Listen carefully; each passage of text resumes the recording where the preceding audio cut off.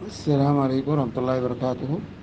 بسم اللہ الرحمن الرحیم، الحمد للہ رب العالمین، والصلاة والسلام علی خاتم الانبیاء والمرسلین وعلی آلہ وصحبہ اجمعین، اما بعد۔ یہاں پر ایک صاحب کا سوال ہے کہ وہ 6 بکرے ذبح کرتے ہیں، تو اگر وہ 2 بکروں کو دے دیں بالکل فقراء اور مساکین میں تقسیم کے لیے، اور 4 بکرے اپنے پاس رکھ لیں، تو یہ کیا جائز ہے؟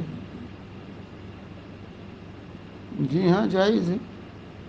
دیکھیے، اس سلسلے میں یہ واضح ہونا چاہیے اولاً تو یہ کہ ایک فیملی کی طرف سے ایک بکرے کی قربانی کافی ہے، جیسا کہ رسول اللہ صلی اللہ علیہ وسلم ایک بکرے کی قربانی دیتے تھے۔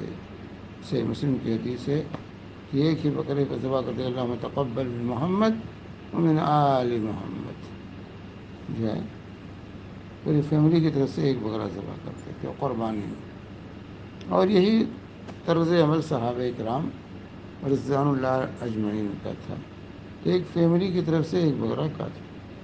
ثانیاً یہ کہ قربانی کے سلسلے میں کہا ہے فَكُلُوا مِنْهَا وَآتِمُوا الْبَائِسَ الْفَقِيرَ، جو ہے خود کھاؤ اور فقراء و مساکین اور دوسروں کو بھی کھلاؤ، خود کھاؤ اور کھلاؤ، لوگوں کو تحفے اور ہدیے دو۔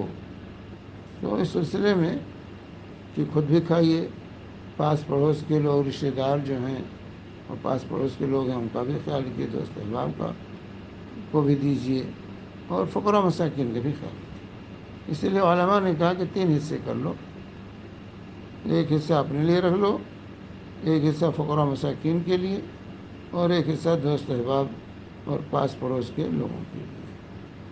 تو اس طرح سے تقسیم کرنا چاہیے، لیکن یہ نہیں کہ بالکل برابر برابر ہو، ایسا ہو، ایسی کوئی شرط نہیں۔ آپ اپنی ضرورت کے مطابق آپ گوشت زیادہ کم رکھ سکتے ہیں، کیونکہ بابرکت گوشت ہے تو زیادہ کم رکھ سکتے ہیں، کوئی ایسی بات نہیں، یہ جائز۔ لیکن یہی نہیں کہ پورا کھا کے بیٹھ جائیں اور نہ غریبوں کو پہنچے نہ پاس پڑوس کے لوگوں کو دے۔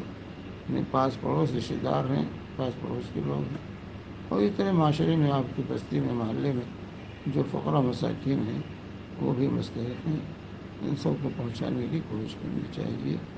اصل یہ ہے، لیکن آپ اپنی ضرورت کے تحت جتنا رکھ سکتے ہیں رکھیں، اسے یہ اس سے نہیں اس سے روکتی نہیں ہے، لیکن یہ کہ نہیں پورا کھا کے نہ بیٹھیں، لوگوں کو کھلائیں اور خود بھی کھائیں۔ واللہ اعلم بالصواب، وصلی اللہ علی نبینا محمد وعلی آلہ وصحبہ وسلم۔